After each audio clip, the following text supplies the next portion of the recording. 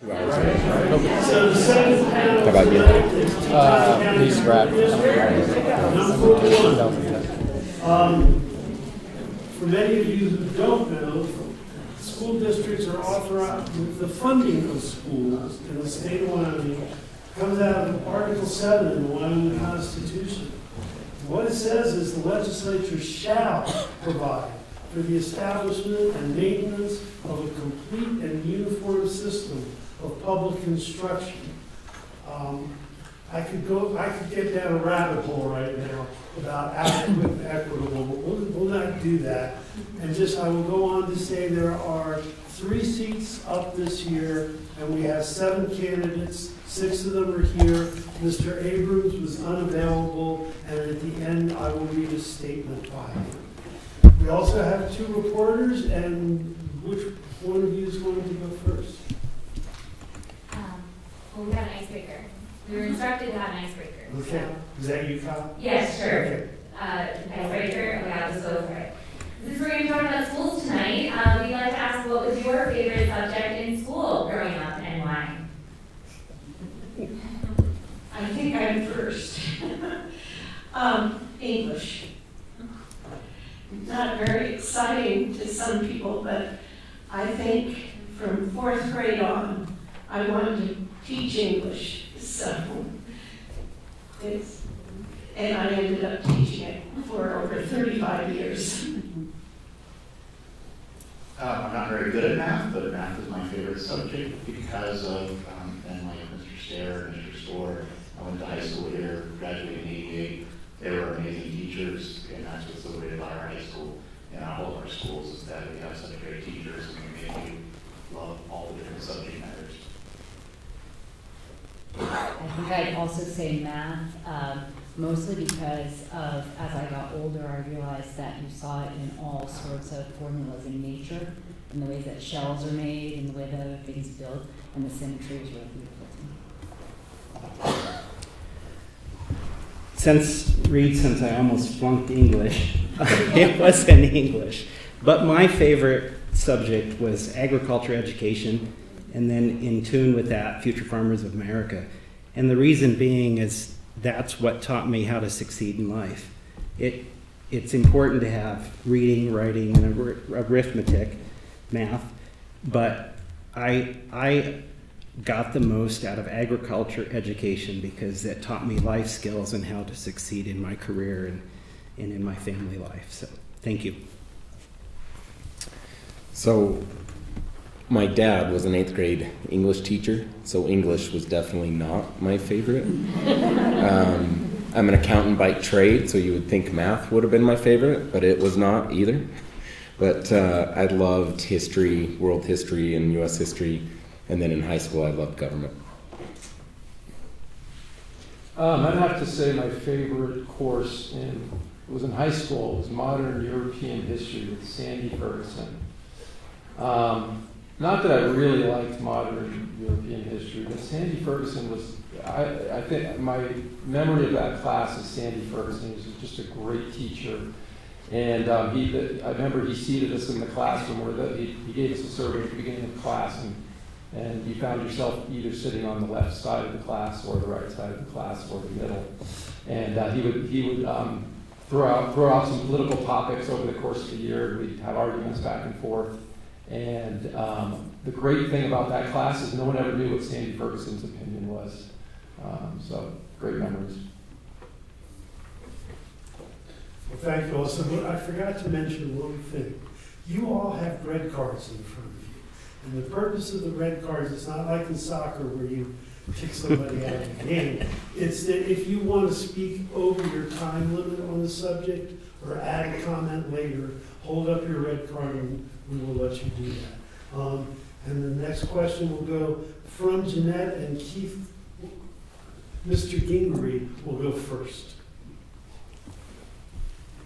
Hi, my name is Jeanette Boner. I am the new education reporter at the Jacksonville News and Guide. I just want to thank you all for being here. I've appreciated getting to know you as we go through this process together. So, and it's great to have so many willing participants in a school board election. So congratulations for being here. The first question is, with the district's difficulty recruiting and retaining educators and school staff, what are your ideas to alleviate current staffing shortages? So first of all, for those who don't know me, I currently serve on the board. This would be my third term. We had 60 employees leave last year, and mostly of the 60, 40 were leaving because they couldn't find housing. That's a lot.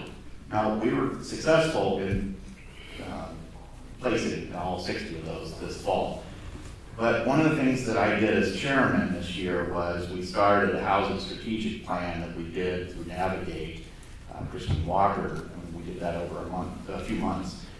And through that housing strategic plan, one of the things that we came with, we're really going to push, and it's on your step ballot, I hope you vote for it, it's to provide housing. It's the only way we're going to survive for our teachers, not only our teachers, but you forget the support staff. You got your paraprofessionals, you got your food service, bus drivers, they need housing. And if we don't have any housing for them, we don't have it. And so we have recognized as a board that we have to start building the housing ourselves. So we have put on the ballot that we would like to build a 24-unit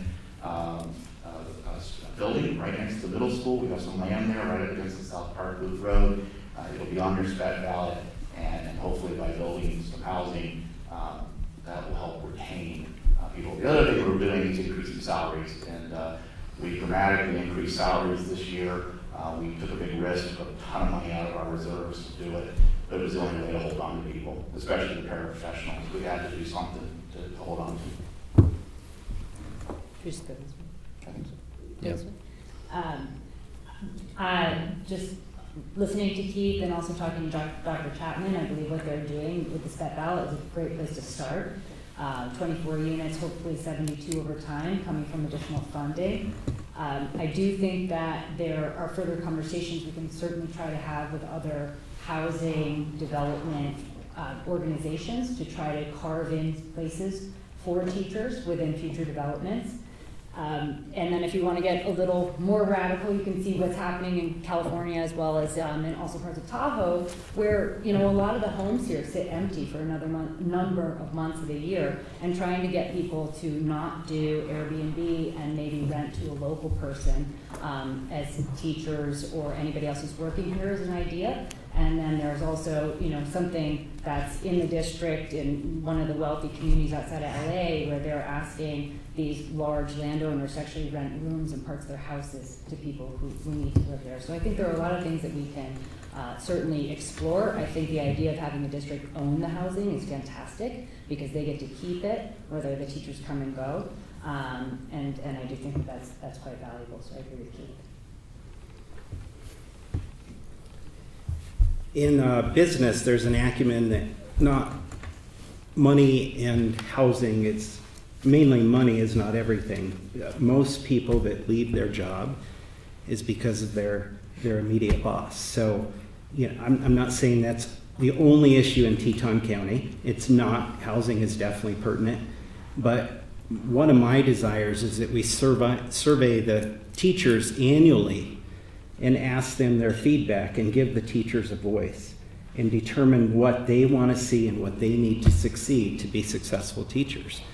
And definitely housing is important, but I believe that we can solve the housing issue with a public-private partnership. It's not always government's responsibility to find employee housing, but there's a partnership that can be had between the private and public sector to make it happen. So I want to hear what our teachers have to say, and if there is room for improvement with the administrators, then we can work on that as a district. But I think the most valuable asset we can have from our teachers is their feedback. So that's a great point, and one of the things that I've thought a lot about is reaching out to teachers and getting their input, reaching out to staff and seeing what their needs are. I support the sped tax. I think that's important. The current board has done a great job of addressing the major issue of housing, and they're trying to work on that. And so hopefully this stuff gets passed and they can continue to work on the housing. I really think that's the biggest issue with teachers right now And if we can get that taken care of, I think it would go a long ways. I also think salaries, they did a major increase this year in trying to keep up with inflation, and taking care of them financially is another strong benefit that needs to happen. I support the SPET housing proposal. I think another issue with pay and benefits is the regional cost adjustment that's made. It's based on the Wyoming CLI for the teachers, and one of the problems is that it's many quarters behind, and so it doesn't account for our current state of inflation, and so that's something we need to work with the state legislature on to try to get a better regional cost adjustment so that we can get our better pay for our teachers and for our support staff along the pay and benefits area.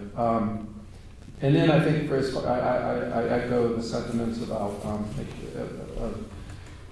talking to the teachers and surveying them, and finding out what things we can do to facilitate teacher retention. Morale is an issue. The teachers are, some of the teachers I've talked to have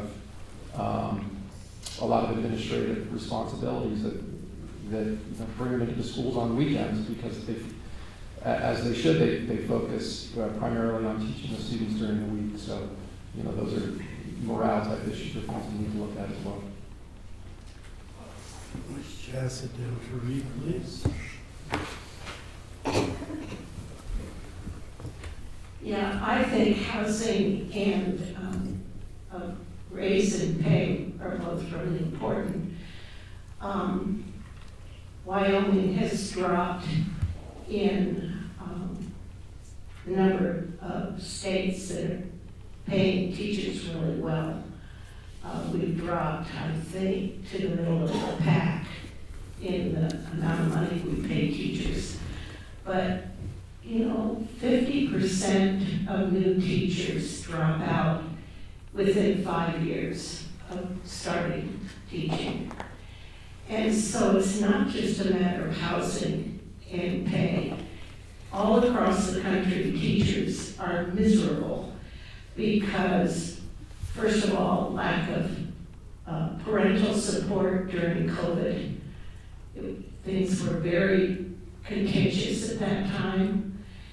Secondly, school safety is a huge issue for a number of teachers. And third, a lot of what I think of as self-serving political attacks on teachers. So I'm here to say, let's give them a lot more support than we're giving them, and try to retain teachers that way.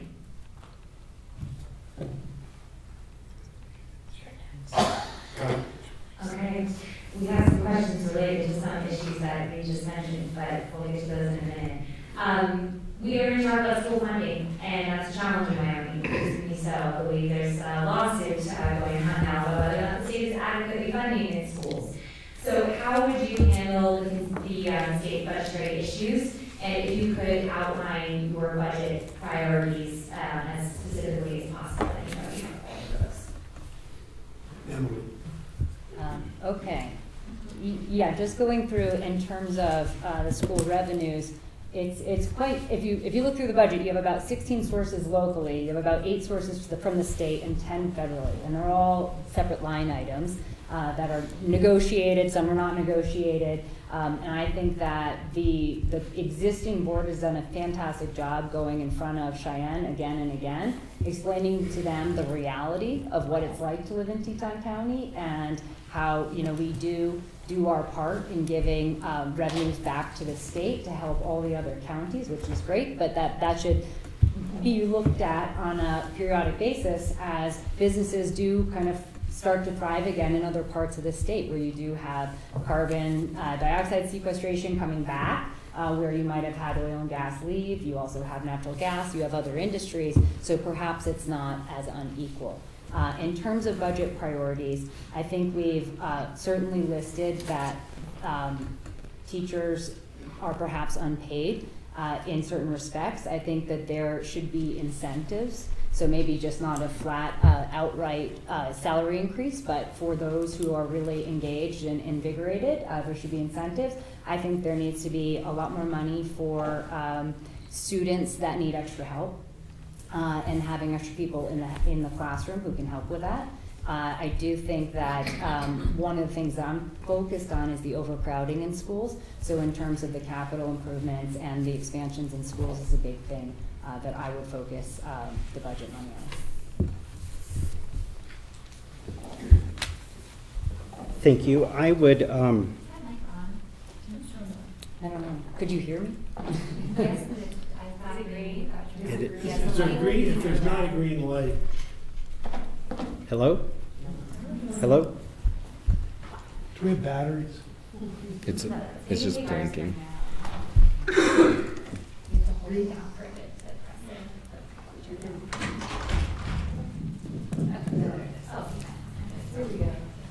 Thank you. There we go.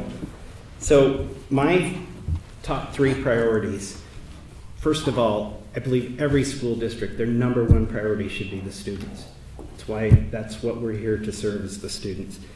And along with students, I would focus on vocational education and other activities and curricular activities that would enhance our students so they can be successful in life. I had the opportunity last year to teach a college class at CWC, and it was somewhat startling to see how our students graduating from Jackson Hole High School are prepared for college level classes. And not just college level classes, but I want kids prepared for vocational education if they choose to go that route. I want them to prepared to be successful in the military if they choose that route.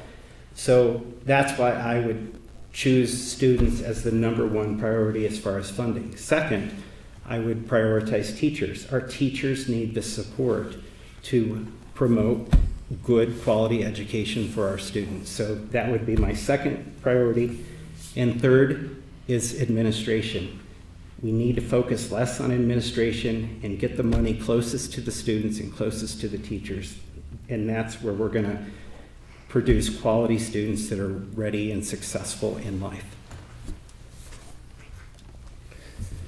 So I have 2 items that I thought about that go along for the budget. When I was reviewing the 23 budget, 85% of the budget is for staff, teachers, employees.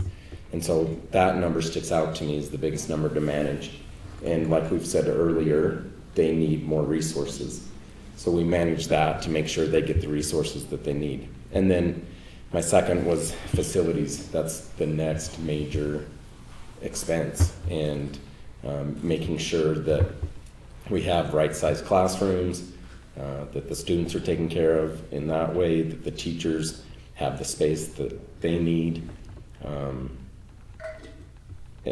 then the rest of the budget will fall into place in my mind. But managing those 2 big items, I think, goes a long way.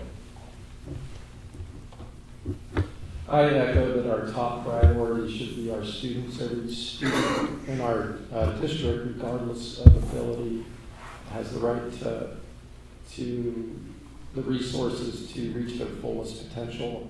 I think that should be our top priority. Of course, we need to, in order for us to meet that goal, we definitely need to support our teachers financially and with housing, as we have already discussed. I think a big issue to focus on is overcrowding. I highly support the SPET proposal for the Bronx Center. I think it's a good faith measure on our part locally to raise the funds, but at the same time, lobby the state to fulfill their obligation for capital expenditures to help us with this overcrowding issue. It's a big issue. When they calculated their growth formula for the high school, I think it was in 2018, they projected that the high school would have 700 students by 2030. Right now, the high school has 900 students, and there's more to come, so we're over 100% capacity right now, so I think that is a top priority. Pass the mic, please.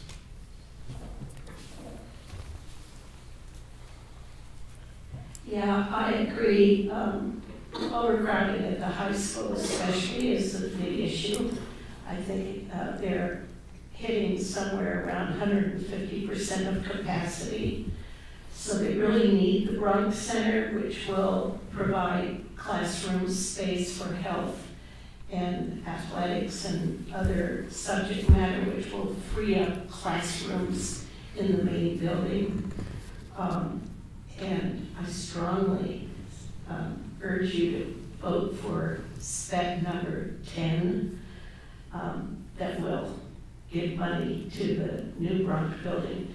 But I think housing for teachers is important too, even though I don't think we'll ever provide enough housing for them. And certainly family-owned housing is something I think beyond the reach of the school district, but housing for new teachers would be good. So the key to the whole budgeting is the RCA, it's the regional cost adjustment, and without it, our school district doesn't survive. And so back in 2005, when I was still in the legislature and we were putting together the school finance model, that was a key element, and maintaining that is key to the survival of our school district. Without it, we don't get the adjustment for our economic situation here. So luckily, we Representative Schwartz here and myself, Senator Guru, we had legislators that maintained and helped us to maintain that, so no one took it away from us. Over the years, people try to take it away from us, and if they ever did, we'd have a really hard problem. The other thing we did tonight, actually, I had to leave the meeting early. The Pinedale School District, Star Valley School District, Big Piney, they're all over at our building. We meet on an annual basis to discuss all the issues between the different boards and try to figure out how we can help each other financially. And so we had a really good discussion tonight about the RCA and us, actually the ECA too. To me, the other big important point is special ed education. Under this model, the state reimburses us 100%. We need to maintain that. We never want to have to be making decisions about special education. It's a wonderful part of the Wyoming system is that we get reimbursed 100%. And so helping those with special needs is extremely important, and we need to maintain it. Thank you. Great. I think Jeanette, the next question is for you, and Thomas will be the first. From critical race theory to debates about transgender students in sports, American and Wyoming schools have increasingly become battleground for cultural wars and political debates. How will you handle these difficult issues if and when they undoubtedly arise? Well, the when is here. In running for school board, that seems to be the topic of conversation in the last 2 weeks. I think it's a slippery slope. For example, one of the bigger things that came up at the start of school was pronouns, and whether you're for or against, when you introduce teachers asking such questions to students, you're also introducing the chance that teachers may be allowed to ask about religion or be allowed to ask about political affiliations. I think it's a slippery slope that shouldn't be entering our schools. That's between families and their parents and their home life. And when we introduce one into the school district, you have to introduce all. So it's a slippery slope. And I think we, as a school district, should focus on the basics, reading, writing, and arithmetic. And, you know, I think I can remember K through 12 education, and I can name you every teacher that I had all 12 years, I guess 13 with kindergarten. And I might go over, so I'll use my card. I can name all teachers, and I love them dearly and still talk about many of my teachers today. But I never knew what political affiliation my teachers were. I never knew how they may have identified. I never knew any of that. All those teachers focused on was teaching us students. And I enjoyed that environment that we didn't know people's personal decisions. And I try to stress that in today's day and age as well. So I agree that education is education. It needs to be reading, writing, science, math. It is something that we're going to have to deal with. It's front and center right now. And like was said, it is a slippery slope. And so I'm not sure what that looks like when it comes down to sports. The state of Idaho has some stuff going on, some legislation going on right now where they're trying to make genders stay within genders for sports. And it's a hard thing, and trying to deal with that is going to be difficult. But I do believe that we just teach and let the teachers teach and provide the basics and stay within the board's policies and procedures, what the state has mandated, and I think that's how we go about it. I think, we have to realize that we're in sort of a post-pandemic landscape, and we have children that are suffering. They're suffering from depression, they're suffering from anxiety, and there's lots of explanations for this. It can be depressive disorders, it can be bullying, it can be social isolation, it can be social media, it can be gender dysphoria. Many things can be causing this, and we have to, I want to emphasize that we have to be compassionate for our students, and if our students are struggling in school and failing in school, we need to make sure that we recognize that and we get those students help and that we get the proper counseling that they need. Having said all that, I don't believe that highly charged ideological content belongs in the classroom. I echo what some of the other candidates have said. I think we need to focus on the core academic disciplines. And another thing I would say is it's not the job of the school board necessarily to manage the curriculum. I think there is a curriculum committee, and if this comes up in the curriculum, there are ways for parents to get involved with the curriculum committee, which I believe meets every year. Pass the mic down, please.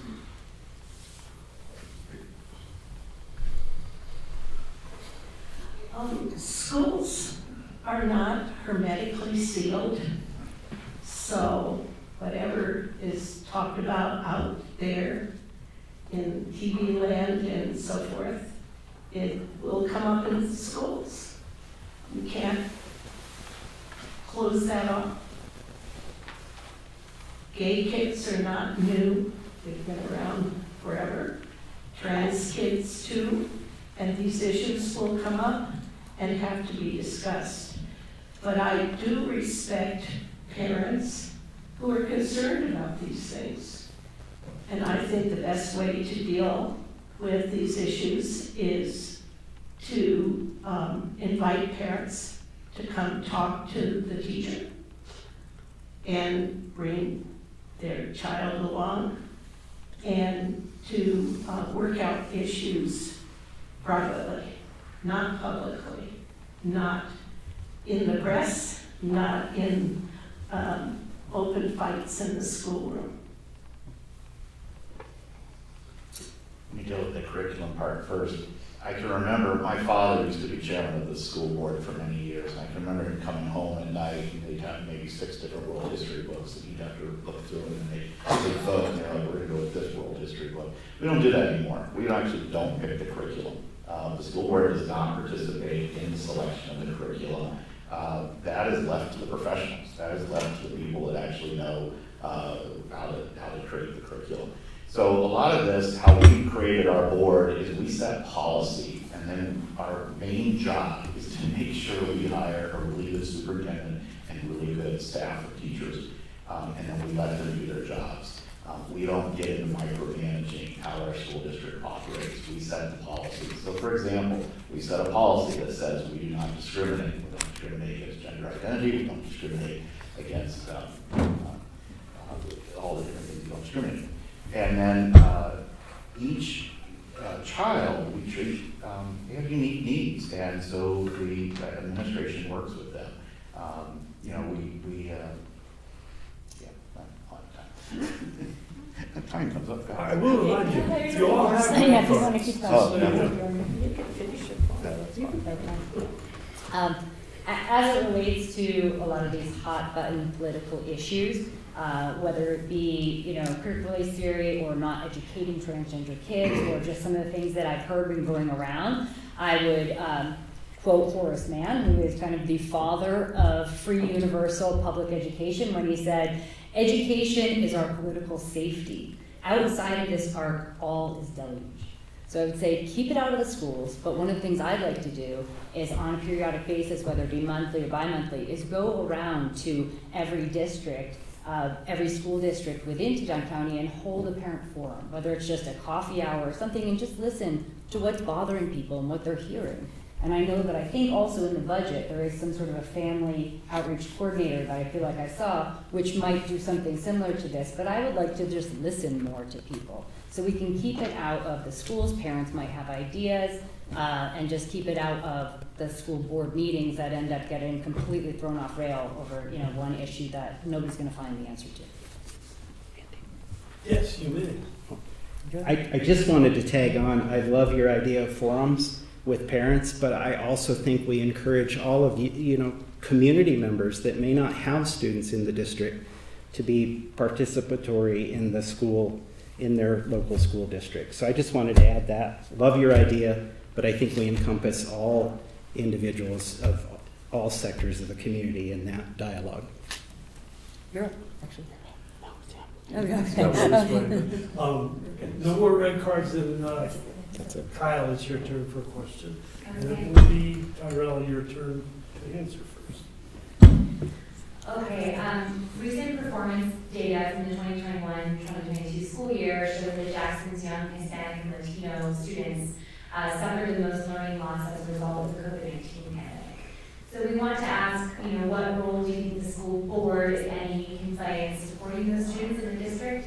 I will also add to this question because we got a question from the public specifically about special education as well. I know as a former education reporter that those students also suffered quite a bit during the pandemic, especially during remote learning periods. Sorry, the second group, what did you say? Students with special education needs. Okay. Okay. So during the pandemic, I imagine, well, first off, one of the things that the board is currently doing that was in the budget for this year is technology, and they're upgrading that. And I wonder, had they had these upgrades during COVID, would it have helped them more? I understand there's language barriers there, and technology, I think overall, maybe finding the internet was a struggle, and so being able to upgrade those systems, I think, should benefit that.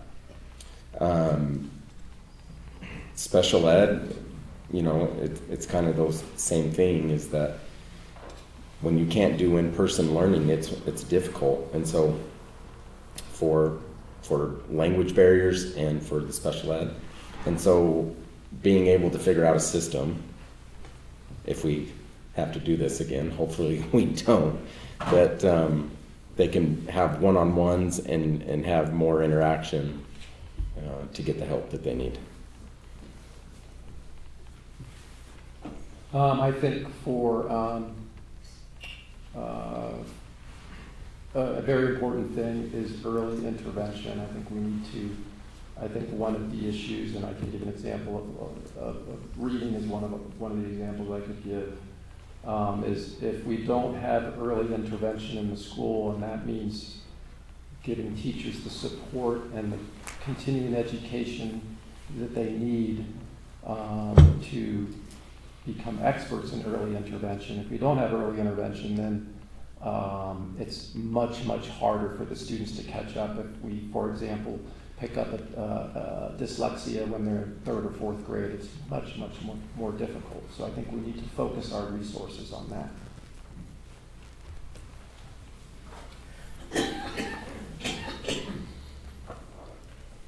I think early intervention is a great idea.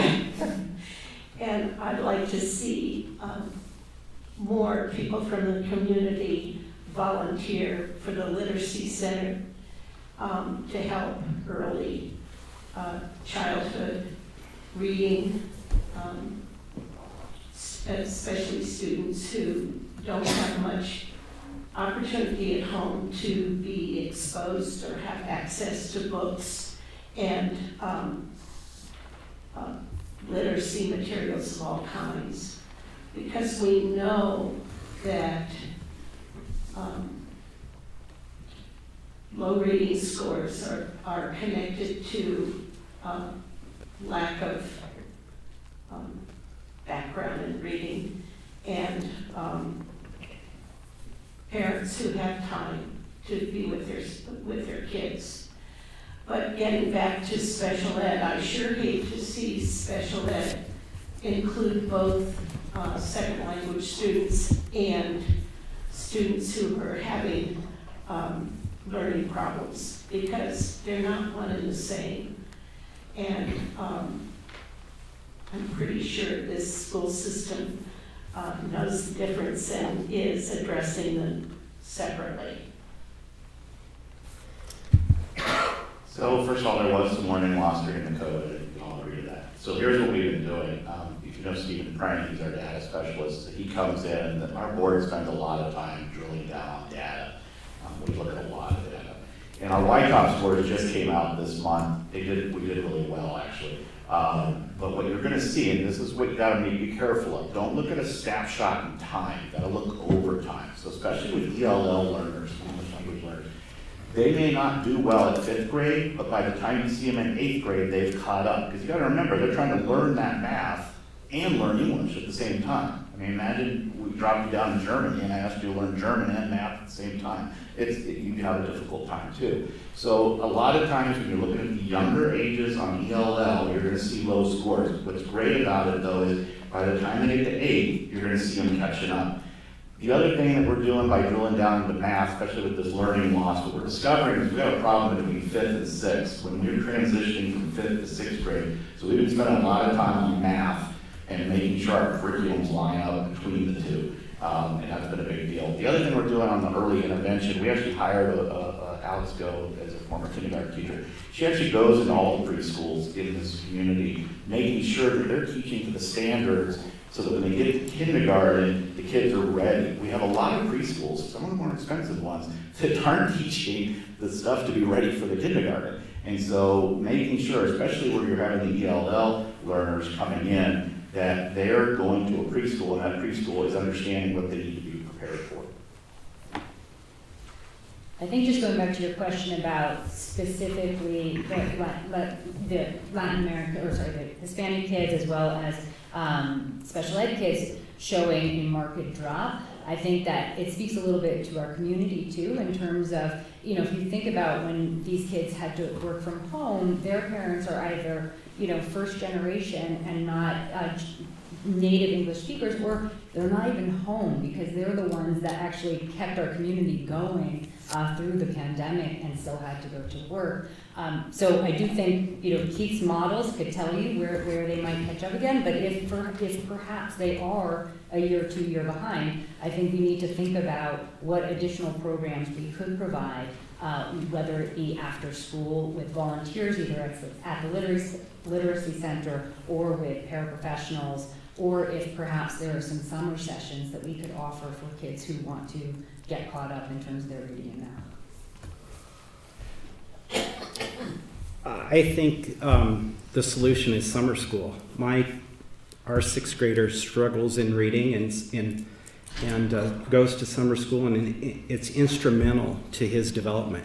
And many of the Latino community and maybe other sectors of the community it is so hard here to find daycare and to be able to afford daycare. So a lot of our students in the summer sit at home with no supervision and no educational content being taught during the summer. So I really think summer school is the answer to catching, it's not just Latino students, it's students across the United States that suffered because of that year or year and a half that they didn't have the in-classroom education that we're so accustomed to. I would also say our community is blessed to have many nonprofit organizations such as the Children's Museum. And a lot of those organizations are willing to help our students and educate them and help them catch up and maybe close that gap. So summer school, and then really rely on the nonprofits in our community that are so instrumental. Thank you. So we have time for one more question. John will answer first, and Jeanette, I believe, after you converse with Kyle, you can figure out the last question.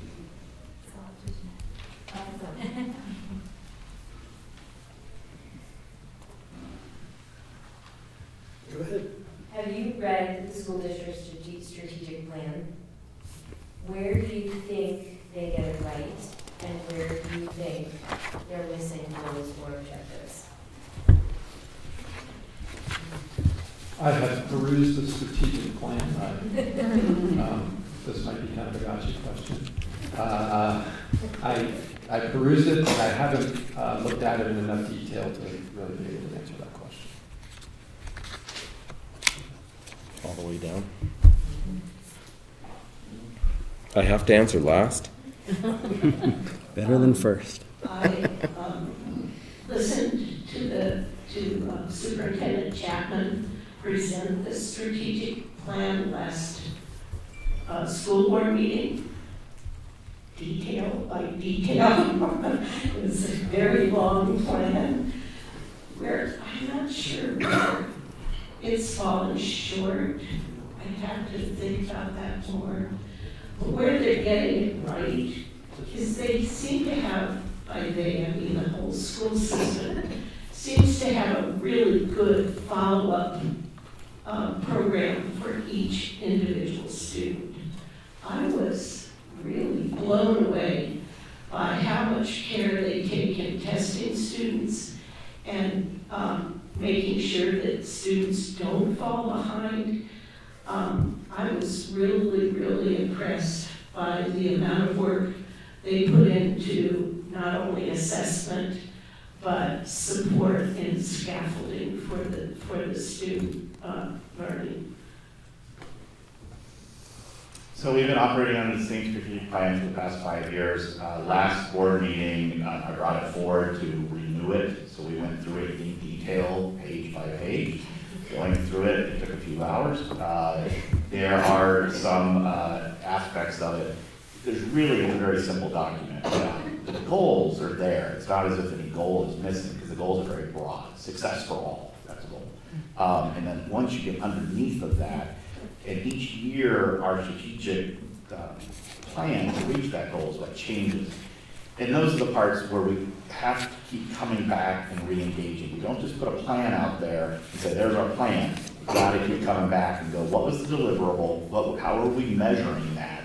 And did we meet it? And if we didn't, let's back up. Did we have the right goal, first of all? And why aren't we hitting that goal?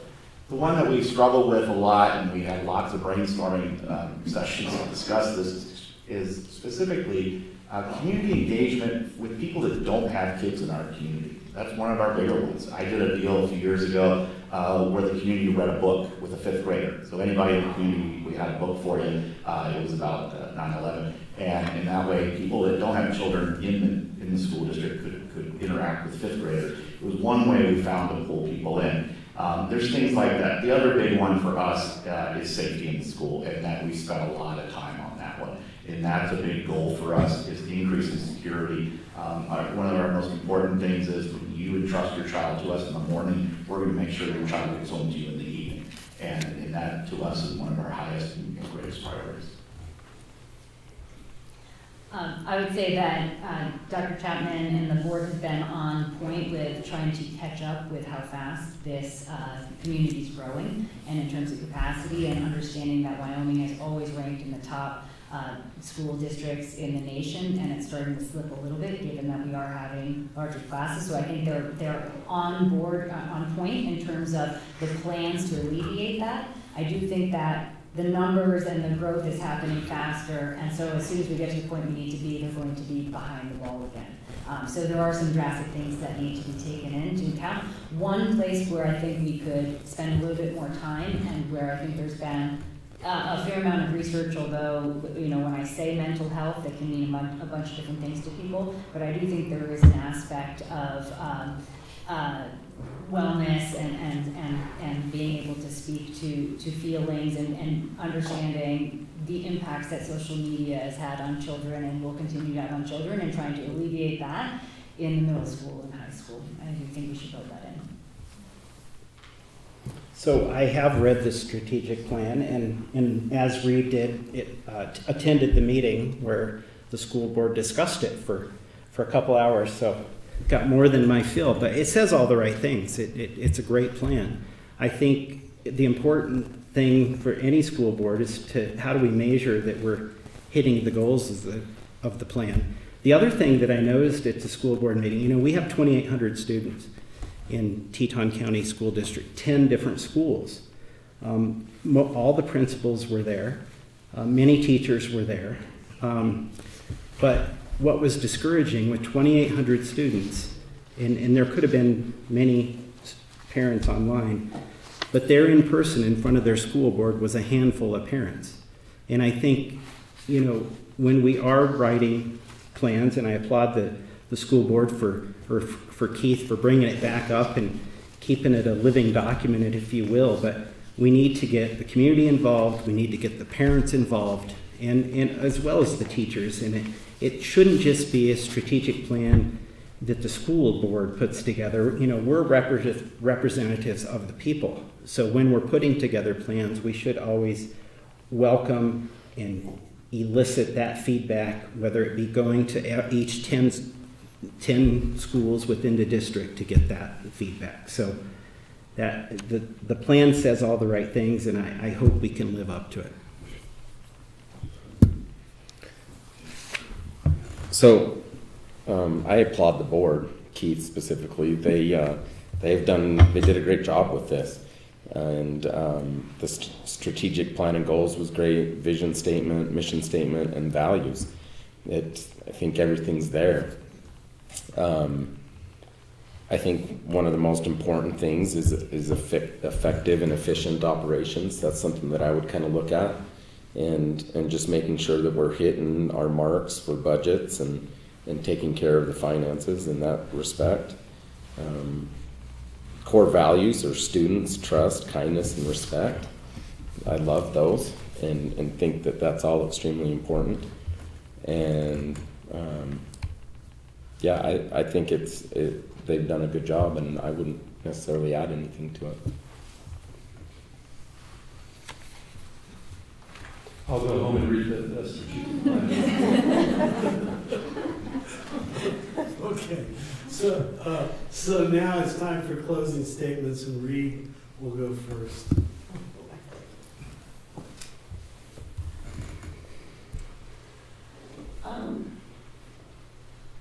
Where to begin?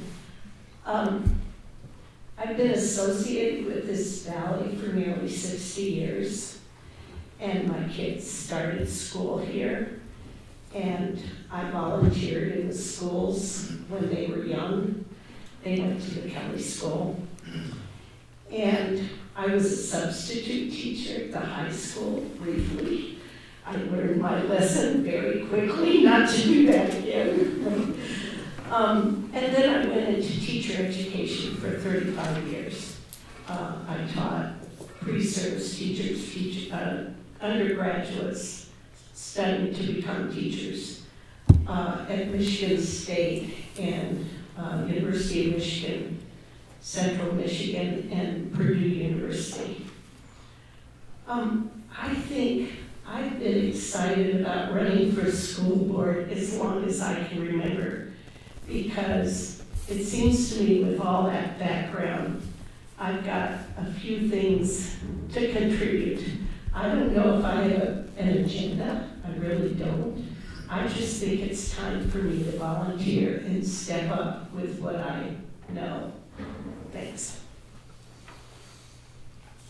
Just real quick, a few of the issues that came up. One was parent involvement. I would point out that the second week of October, we'll be doing what we did last spring and the fall before. We do Zoom meetings. We found that parents like to come to Zoom meetings more than come to an actual meeting, and they're heavily attended when we do it over Zoom. Especially our Latino community really appreciates it, and they actually, it's a large attendance. So we have been engaging parents through that, and people feel just more comfortable through that. The one thing I sort of want to spend my time on is just trying to encourage you to vote for the Bronx Achievement Center. Here's the problem. We don't have room. If you've ever been there at lunchtime, kids are just kneeling in the corners of the hallway trying to eat their lunch. There's no room in the lunchroom. Don't even try to go in there. The classrooms are crowded. It's just not feasible to continue. So the Bronx Achievement Center, what it does, we're going to build out there, we're going to move a lot of our large laboratories, Fab Lab, audiovisual, all those bigger classrooms out there. Then we remodel the high school, it adds classrooms, it'll give us the space that we need. I know if we don't get it through, I'm not sure what we're going to do, because there's really not any funding coming from the state anymore for facilities. They just don't have any money left. These facilities used to be paid for through what's called KHOL bonus money. There is no KHOL bonus money anymore. So facilities is really up to the locals to figure out. I'm hoping to get some money from the state, some money from private donations, but we really need the spec ballot to approve that so we have a good high school. I'm up here for a number of reasons. I'm going to give you 3. I think in this post-pandemic world, we have an opportunity here to really reinvigorate the school community. I think that the fibers have kind of loosened a little bit with COVID, and I think that we can pull it together, and there's a lot more that we can be doing for students, for teachers, and for families. Number 2, I think locally, we have some real issues we're dealing with. We've talked about housing for teachers. I support those measures. We've talked about overcrowding. I support those measures. I have 2 small children who will make their way through the high school and the middle school and the high school, and I don't really want them to sit in classes that are 35, 40 kids. I don't think that can really be the best opportunity for them. And then thirdly, I think nationally, I think we're dealing with some real issues where people are trying to bring politics into schools, and I just think there's no place for that. Thank you. With all due respect to all the other races, I strongly feel that this is the most important race on your ballot because this is your kids. I also firmly believe a school board member is a trustee for the community that elects him, her, or they, and I'll work tirelessly to that end. I'm your trustee. I would applaud Keith for supporting the Bronx Achievement Center. I am in favor of both of those ballot measures, and I'm in favor because you travel around the state. We had 2 older kids that traveled with basketball and sports. Here in Teton County, our schools, believe it or not, are inferior to other schools in the state, and I feel our students deserve every bit of a school or a building or a facility that other students in the state have luxury of having. So I support that and applaud the school board and thank our elected officials for allowing the school board to be on that ballot, or that school issue to be on the ballot. My commitment to you, if I earn your vote, I will always be accessible. You can call me, email me, accountable and adaptable. There's going to be times when we have to work together with other local elected officials to do what's in the best interest of our kids. And I will always advocate for students to be taught how to think, but not necessarily what to think. Thank you. So I'm just excited to have an opportunity and to be involved. I love this community, and I feel like volunteering and serving is extremely important. And I feel like this is an opportunity for me to pass along some of my skill set. And I love working with the youth. I think we have an amazing community of kids and youth, and being able to do it on the school board level would give me an opportunity to help them in another way, more on an administrative level. I think that my background in accounting with the treasurer not seeking re-election, I think I can add some value there. And in general, I want to be accessible. I want to be a voice for parents, for teachers, and I work well with the other board members, or I would work well with the other board members, and I'm just excited about the opportunity. Thank you. Yes, thank you for this opportunity. I am a physician in Jackson. I've been practicing medicine here for the last 12 years. My wife and I, Dr. Brittany Baker, my better half, moved here in 2010 and opened up our own medical practice. And we've been serving the community ever since. I've taken care of patients here. I've run a business in particular. I've had to run it through COVID, and I understand what other business owners have gone through. I've managed employees. I'm a military veteran. I've got 3 children in the public schools, 2 in the middle school and 1 in the elementary school. I don't know where they are right now.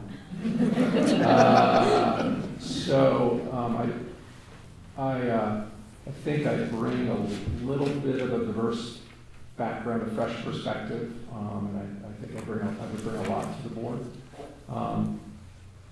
I'd like to close by saying that we just have to keep in mind that maintaining high academic standards and the education of our children should always be our top priority. Thank you. So now is my turn, actually, to read the statement from Mr. Abrams. And it's a little lengthy, but I think it's fair that since he wasn't here to answer questions, I will read it in its entirety. Dear friends and neighbors, thank you to the League of Women Voters for organizing tonight's candidate forum. The opportunity for all candidates to openly and honestly share thoughts and opinions freely is not offered to all around the world. I am grateful to have this opportunity, but wish I could be there in person, but other circumstances have prevented that. Allow me to begin with some background. I was raised in Mississippi until the age of 14, when my mom's sister and I moved to Louisiana. My mother was a school teacher, and when we moved to Louisiana, she continued to teach school and also hold down a part-time job working retail to provide for my sister and I. I was not a stellar student in particular subjects, especially English and grammar, which you might be able to discern from the statement. I was far from an average performer on standardized tests. My SAT score, when I share with people my score, I've been asked, was that your English or math score? My total was 740. I can still recall how excited my mom was when I scored an 18 on the ACT. My mom asked the guidance counselor if I should retake it, and the answer was a resounding no. Why? She said, I've been admitted to the University of Alabama, and that's enough. Alabama is where I attended college and graduated with honors. Why do I share this? Because there is more to each of us than what a test shows. We may all accomplish so much when we find a teacher we connect with, a teacher who will inspire us, a teacher who will understand us as the individual each of us is. Elementary, middle, and high school were not fun for me. The schools I attended did not offer resources to help a student like me. And my mom was doing her best after divorce and bankruptcy to survive and raise children. I thrived in college because I found the resources to be a better student. I do not have regrets, nor am I sad. I share with you to be real and honest. Every student is unique and needs an opportunity. My childhood and schooling developed me into the caring, grateful father and husband that I am today. I own and operate joined several successful businesses in town, one of which is a podcast, the Jackson Hole Connection, where I have the privilege to hear people's stories and share them with our community. I continue to develop my listening skills with each interview. Listening has helped me learn. I am running for school board trustee because I am dedicated and passionate about education and learning. I have 2 children in the school system, along with many of my friends' children whom I deeply care about and care about their education. As a child and young adult, I dreaded reading. Once I discovered my interest in books, I have developed into a reader, which helps me continue to learn. I am running for school board so all students are inspired to learn, and to ensure staff has the support they need to inspire the students. Education is about learning and growing. Learning includes becoming proficient in subjects taught. Learning is also about thinking, knowing how to debate without hate or discourse. Learning teaches how to develop ideas, why to ask why, knowing history so we can be better in the future so our mistakes are not repeated. I've learned from experience, from listening, from people challenging my thoughts, ideas, and beliefs. I learn from my wife and my boys each day.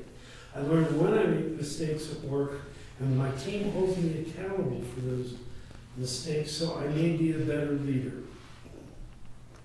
As a member of the school board, I promise to listen and to collaborate.